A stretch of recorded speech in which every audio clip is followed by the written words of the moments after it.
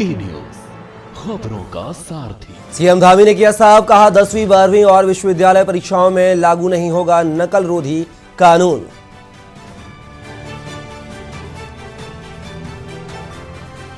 तेरह 1357 गांवों में नियमित पुलिस व्यवस्था शुरू, सीएम धामी ने किया 6 नए थानों और 20 चौकियों का शुभारंभ।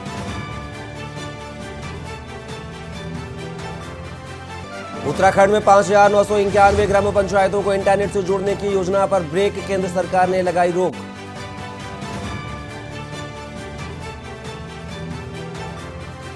हरिद्वार में ओम अल्लाह विवाद पर संतों की प्रतिक्रिया, कहा मुस्लिम अल्लाह की जगह ओम का उच्चारण करने को स्वतंत्र।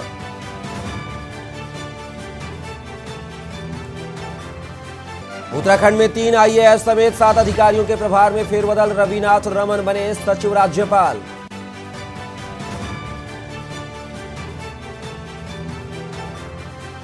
और उत्तराखंड में शुष्क मौसम के बीच सर्द हवाओं से लौटी ठंड, आने वाले दिनों में भी बढ़ेगी ठंड।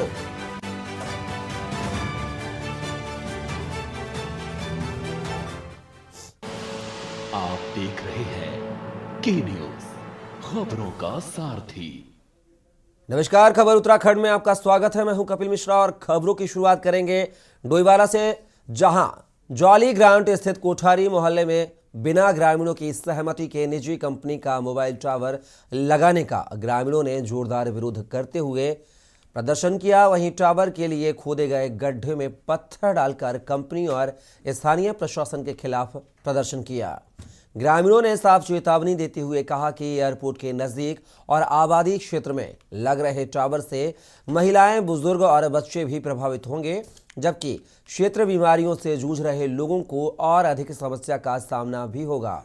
बीजेपी नेता संपूर्ण सिंह रावत, कांग्रेस नेता गौरव सिंह और यूकेडी नेता संजय ढोभाल ने कहा, अगर यह मोबाइल टावर अन्यत्र स्थापित नहीं किया तो फिर गांव के लोगों के साथ मिलकर बड़ा आंदोलन प्रशासन और टावर कंपनी के खिलाफ होगा।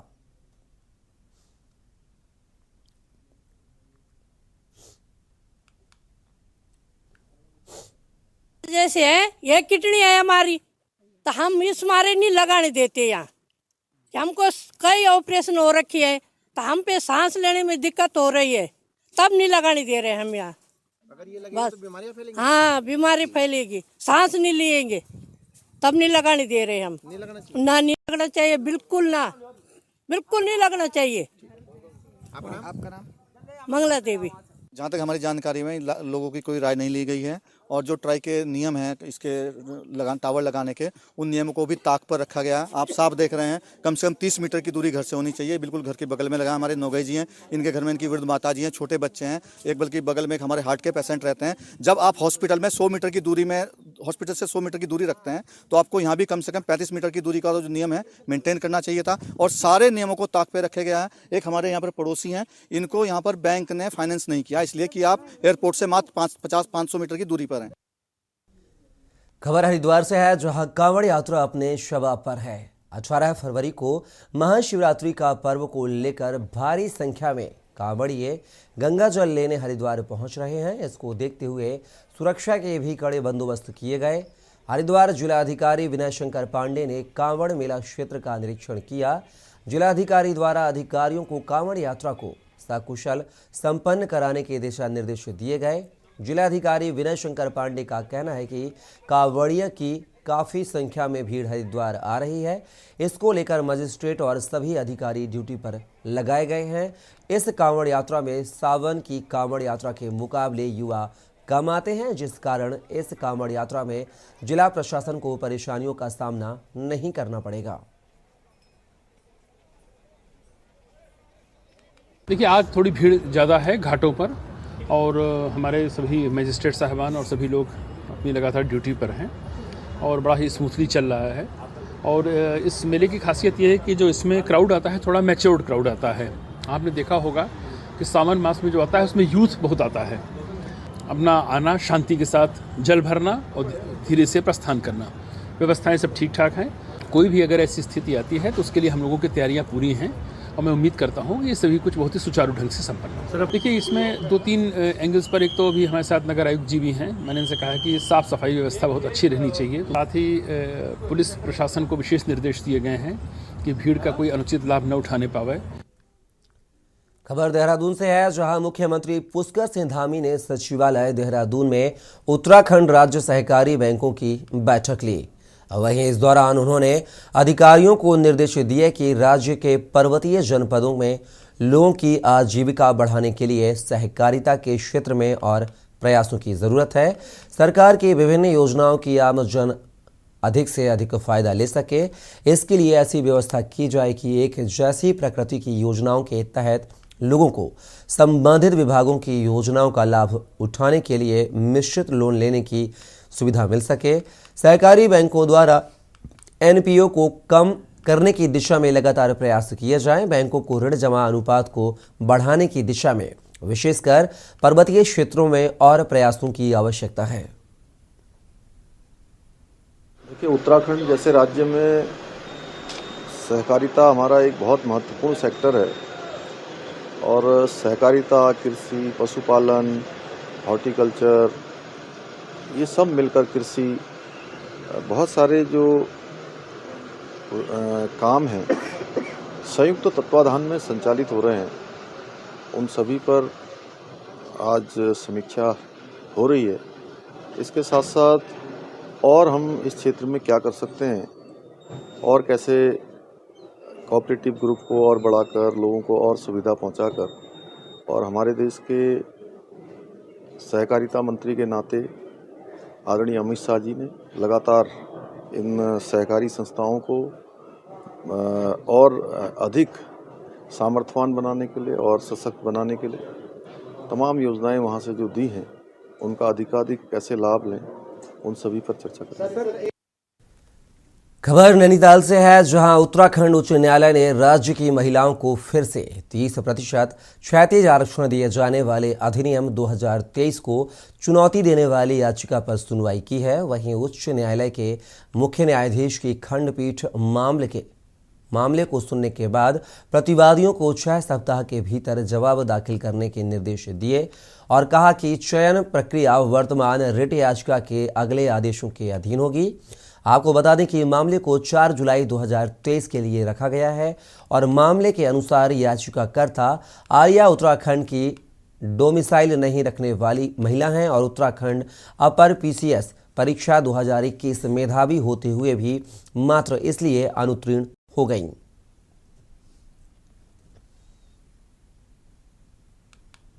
उसमें कहा है कि स्टेट गवर्नमेंट के पास कोई जुरिडिक्शन नहीं है कि वो डोमिसाइल बेस्ड रिजर्वेशन प्रोवाइड करें। One nation, one citizenship, one country, ये ऑनरेबल एपेक्स कोर्ट ने अपने जजमेंट्स में कह रखा है। इस honourable high court of Uttarakhand का 2018 का जजमेंट है कि अगर district based, domicile based, region based कोई भी रिजर्वेशन देना है तो आपको पार्लियामेंट से रिक्वेस्ट करनी पड़ेगी। स्टेट लेजिस्लेचर के पास ऐसा कोई भी जुरिडिक्शन नहीं है। On those grounds honourable high court has asked reply from the state government. उनको 6 हफ्ते का समय दिया गया है और जो भी ऑनगोइंग प्रक्रिया है 2021 का पीसीएस एग्ज़ाम जो चल रहा है, अगर इसमें जो भी प्रक्रिया अपनाई जाती है वो subject to final outcome of the writ petition रहेगी। खबर देहरादून से है, जहां बेरोजगार युवाओं के मुद्दे पर सियासत जारी है। वहीं कांग्रेस मुख्यालय में 5वें दिन भी कांग्रेसियों का धरना प्रदर्शन जारी रखा। इसके साथ ही कांग्रेसियों ने सचिवालय घेराव भी किया। हालांकि पुलिस ने प्रदर्शनकारियों को सचिवालय से पहले ही रोक लिया। इस दौरान प्रदर्शनकारियों की पुलिस से तीखी नोकझोंक भी हुई। आपको बता दें कि प्रदेश अध्यक्ष करण माहरा के नेतृत्व में कांग्रेसियों ने सरकार के खिलाफ प्रदर्शन किया। इस दौरान धामी सरकार के खिलाफ जमकर नारेबाजी भी की गई। इस प्रदर्शन में कांग्रेस के तमाम वरिष्ठ नेता उपस्थित रहे। नेता प्रतिपक्ष यशपाल आर्य, पूर्व नेता प्रतिपक्ष प्रीतम सिंह, पूर्व प्रदेश अध्यक्ष गणेश गोदियाल समेत पार्टी के तमाम वरिष्ठ नेता उपस्थित रहे। इस दौरान बेरोजगार युवाओं पर हुए लाठीचार्ज का जमकर विरोध किया गया।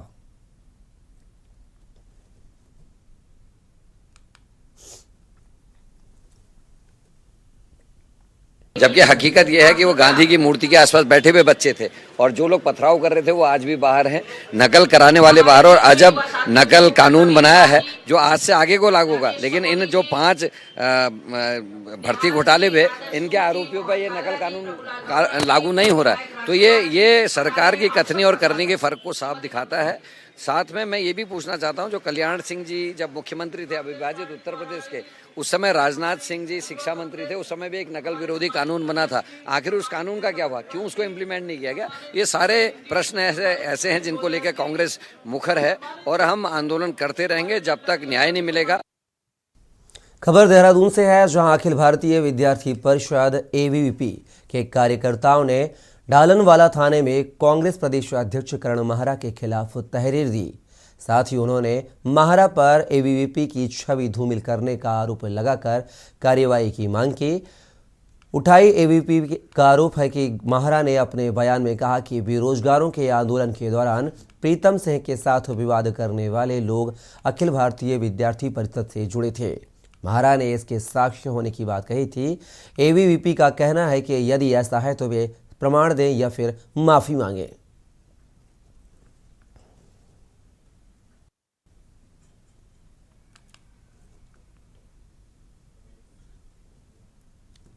खबर चमोली से है, जहां राजकीय पॉलिटेक्निक का खेल मैदान गौचर में 2 दिवसीय वार्षिक खेलकूद प्रतियोगिता 2022-23 का पुरस्कार वितरण के साथ समापन हुआ। इस प्रतियोगिता में विजयी प्रतिभागी जोनल खेलकूद में प्रतिभाग करेंगे। इस प्रतियोगिता में इलेक्ट्रॉनिक्स, सिविल, फार्मेसी, IT व अन्य ट्रेडों में डिप्लोमा स्टूडेंट ने भी भाग लिया। इस प्रतियोगिता में बॉस हाउस विजयी रहा। इस दौरान प्रधानाचार्य देवेंद्र यादव ने छात्र छात्राओं को पुरस्कार वितरण किया।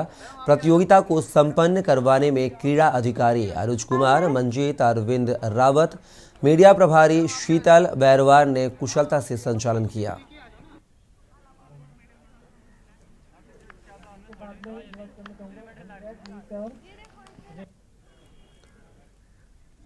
खबर हल्द्वानी से है, जहां कुमाऊं कमिश्नर दीपक रावत ने जिले की जल जीवन मिशन के तहत चल रही योजनाओं की समीक्षा की। इस दौरान कई क्षेत्रों में चल रहे कार्यों में आ रही परेशानियों और लेट लतीफी को लेकर अधिकारियों से वार्ता कर त्वरित निस्तारण करने का आदेश दिया। उन्होंने बताया कि जल जीवन मिशन के अंतर्गत भीमताल और नैनीताल विधानसभा में कई प्रकार की दिक्कतें आ रही हैं, जिनका रिव्यू किया गया है और अधिकारियों को इन समस्याओं के निदान के लिए एक बैठक की गई है। वहीं इसके अलावा शहर में यातायात की व्यवस्था ठीक हो और जाम की दिक्कतों से पर्यटकों व राहगीरों को निजात मिल सके, इसके लिए प्राधिकरण फंड से 2.5 करोड़ रुपए भी रिलीज किए गए हैं।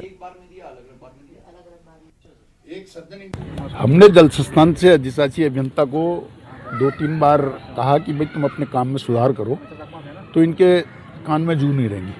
तो हमने फिर कमिश्नर को कहा भी ये काम नहीं कर रहे हैं और इसकी एक बार समीक्षा कर लो। तो आज समीक्षा बैठक हमने करी है। अब उन्होंने पहले जब ऐसी नहीं आए थे तो सब बात कही कि ऐसी के यहाँ फाइल गई है, ऐसी आ गए, उन्होंने बता दिया हमारे पास एक भी फाइल नहीं है। तो इसका मतलब बिल्कुल सरासर झूठ बोल रहे हैं और जनता के कामों से इनको कोई लेना देना नहीं है। 1-1.5 साल से बजट दिया हुआ है और उन पर काम शुरू नहीं हुआ, तो ये एक कष्ट का विषय है। अब आज कमिश्नर साहब ने उनको टाइम दे दिया कि हर हफ्ते रिव्यू भी करेंगे और कामों को जल्दी जल्दी कराएंगे।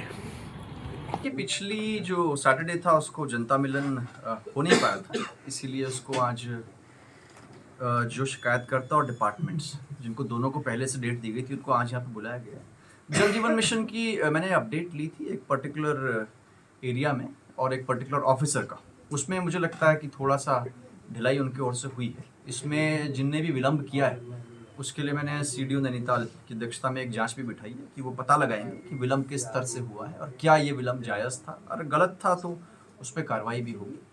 उसके अलावा जो बाकी शिकायतकर्ता हैं उसमें यहाँ पे कुछ और इशू जल जीवन मिशन में आए थे भीमताल विधानसभा के, उसमें भी अब लेकिन कनेक्शन मिल चुका है और पूरा भी मैंने अभी रिव्यू जल जीवन मिशन को किया है, जिसमें कुछ एक काम ऐसे हैं जिसमें कि अवार्ड तो हो गए हैं लेकिन मौके पर अभी शुरू नहीं हुआ है। तो उसको मैं सैटरडे को सभी ऑफिसर्स को दोबारा बुला रहा हूँ और उसको हम इम्प्लीमेंटेशन करवाएंगे। खबर नैनीताल से है, जहां हाई कोर्ट ने नंधौर इको सेंसिटिव वन क्षेत्र में राज्य सरकार द्वारा बाढ़ राहत स्कीम के तहत माइनिंग की अनुमति देने के खिलाफ दायर जनहित याचिकाओं पर सुनवाई की। वहीं मुख्य न्यायाधीश की अध्यक्षता वाली खंडपीठ ने मामलों को निस्तारित करते हुए सरकार को आदेश दिए कि बाढ़ राहत कार्य के तहत नदी से निकलने वाले माइनिंग को वहीं निस्तारित किया जाए। खंडपीठ ने राज्य सरकार को यह भी आदेश दिए हैं कि नदी की ड्रेजिंग सरकारी एजेंसियों से ही कराई जाए, प्राइवेट से नहीं। मामलों की सुनवाई मुख्य न्यायाधीश विपिन सांघी व न्यायमूर्ति रविंद्र मैठाणी की खंडपीठ में हुई।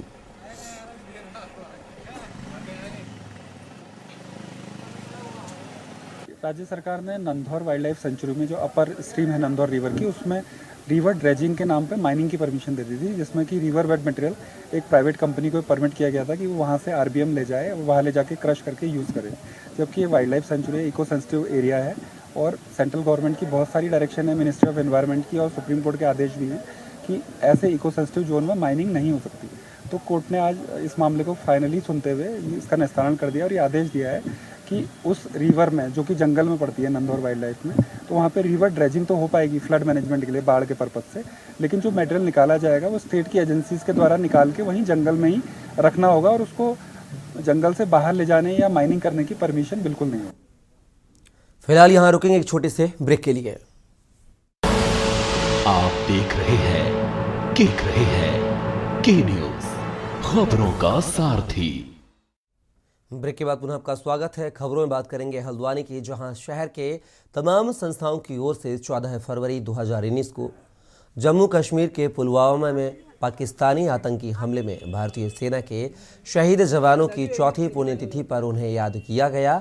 वहीं डीके पार्क में एक समाज श्रेष्ठ समाज संस्था के सदस्यों ने पुष्पांजलि अर्पित कर पुलवामा में शहीदों को श्रद्धांजलि दी। इस मौके पर वक्ताओं ने भारतीय सेना के जवानों के त्याग, बलिदान और अदम्य साहस के बारे में अपने विचार रखे और युवाओं से अपील की कि वे नशे आदि व्यसनों से दूर रहकर सेना का अभिन्न अंग बने और देश सेवा में अपना करियर बनाएं। उधर शहर में कई जगह सैन्य संगठनों, पूर्व सैनिकों और सरकारी विभागों में भी 2 मिनट का मौन रखकर पुलवामा में शहीदों को कुर्बानी याद की। यहाँ पुष्प अर्पित कर उनको श्रद्धांजलि अर्पित की है और हम सबको ये भारतीय होने के नाते ये हम सबका फर्ज है कि जिन हमारे सुरक्षा बलों के जवानों ने जिस तरह से भारत व भारतवासियों की रक्षा करते हुए अपनी बलिदान को दिया है, इसलिए हम सबको उनके बलिदान को हमेशा याद रखना चाहिए, क्योंकि उनके बलिदान और उनके शौर्य, अदम साहस के बदौलत ही हम लोग अपने जो भी पर्व या त्यौहार जो भी अपने अपने घरों में सुख चैन से मना पाते हैं, तो मात्र एक श्रेय जाता है भारतीय सेना के जवानों को, क्योंकि उन्होंने अपना बलिदान देकर हम भारतवासियों को और भारत देश को हमेशा सुरक्षित रखने का कार्य किया है। इसलिए हम सभी का परम कर्तव्य है कि अपने शहीद सैनिकों के प्रति उनके प्रति श्रद्धा भाव के साथ भक्ति भाव प्रकट। 4 धाम के यात्रा के लिए संयुक्त रोटेशन ने बीते 3 साल से ना बढ़े किराए को बढ़ाते हुए 2023 के लिए यात्री किराए में बढ़ोतरी करने का ऐलान किया है। हालांकि 2022 की तुलना में यह किराया थोड़ा बहुत ही बढ़ाया गया है। संयुक्त रोटेशन के अध्यक्ष संजय शास्त्री ने बताया कि बीते 3 साल से संयुक्त रोटेशन नहीं 4 धाम यात्रा के लिए किराए में बढ़ोतरी नहीं करी थी, लेकिन महंगाई को देखते हुए और यात्रियों की जेब पर ज़्यादा बोझ ना पड़े, इसके लिए 5% की मामूली सी बढ़ोतरी की गई है।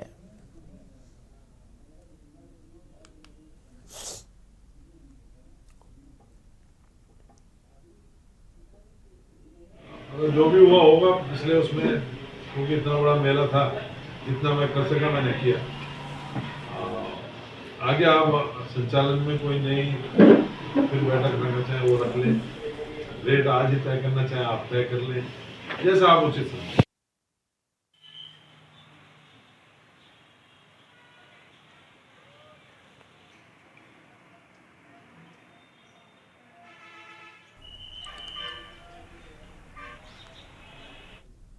देहरादून के शहीद स्मारक में धरना प्रदर्शन कर रहे बेरोजगार युवाओं पर पुलिस ने मुकदमा दर्ज किया है।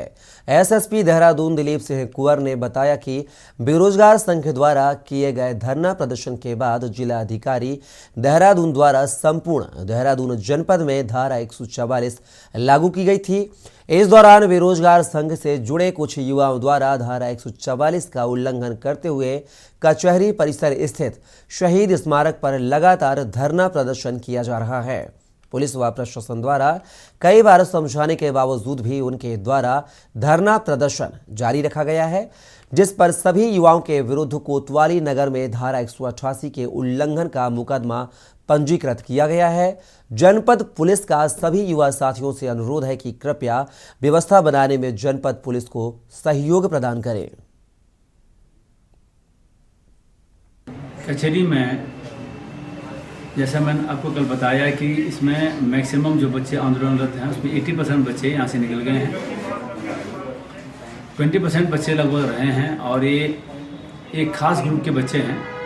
इनको भी हमने विभिन्न स्तरों पर स्थानीय प्रशासन, पुलिस प्रशासन और अलग अलग संगठनों ने इनको बहुत समझाया बुझाया, लेकिन ये नहीं मान रहे हैं और धारा 140 का स्पष्ट उल्लंघन पाए जाने के कारण इनके विरुद्ध जो है सुसंगत धारा 188 आईपीसी के तहत मामला पंजीकृत किया गया है। अभी भी कचहरी परिसर में जहाँ पर ये बैठे हुए हैं उस परिसर में धारा 140 लागू है। मेरे सभी लोगों से निवेदन है कि कृपया करके इसका उल्लंघन न करें। जो उल्लंघन करेगा उनके विरुद्ध विधिक कार्रवाई की जाएगी। बागेश्वर जिले के जिला कार्यालय में सोमवार को आयोजित जनता दरबार में 32 जन समस्याएं दर्ज की गई। जनता दरबार में आए फरियादियों की अधिकतम समस्याएं पीडब्ल्यूडी विभाग की रहीं। बागेश्वर जिले में लंबे समय से पीडब्ल्यूडी विभाग की कार्यशैली सवालों के घेरों में रही है।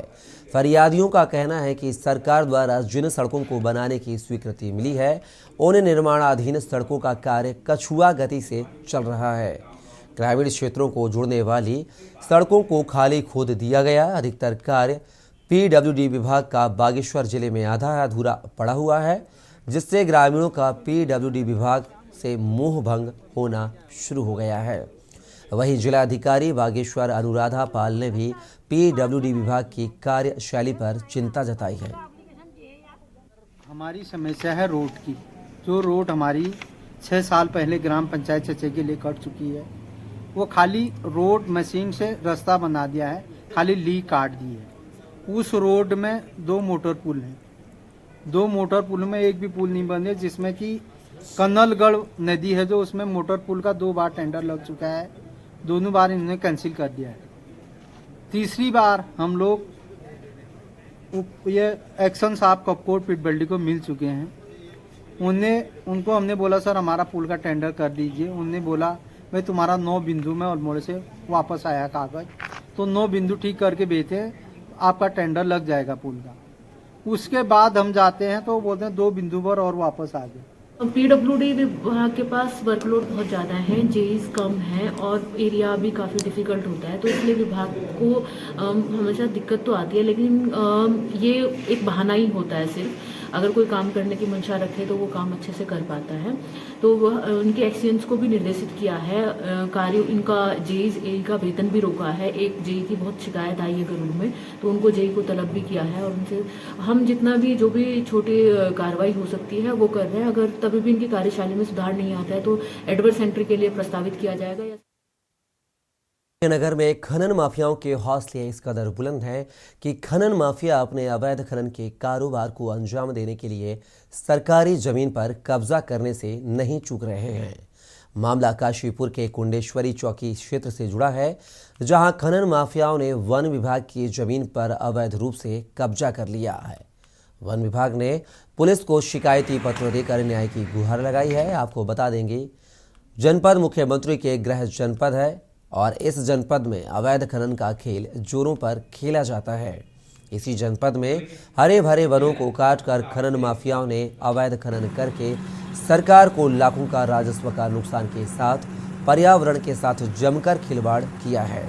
इस जनपद के काशीपुर ब्लॉक के जल का स्तर गिरता जा रहा है, जिसको लेकर केंद्र सरकार चिंतित है। हाल ही में वन विभाग के साथ खनन माफियाओं ने पथराव किया, जिस पर वन विभाग की टीम ने रामनगर कोतवाली में शिकायती पत्र दिया है।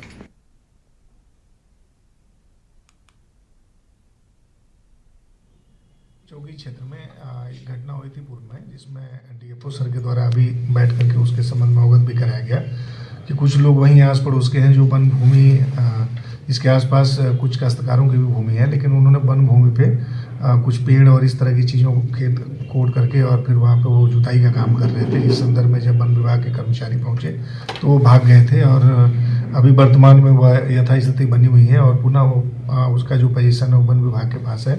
उसी संबंध में अवगत कराया गया था कि सर ये एक तहरीर वन क्षेत्राधिकारी के माध्यम से आ जाए, तो वो हमें तहरीर आ गई है थाने में और हम उसको लेकर के अभी हमारे चौकी इंचार्ज भी हैं, इसमें जो भी वैधानिक कार्रवाई बनेगी उसको हम अमल में लेके आएंगे।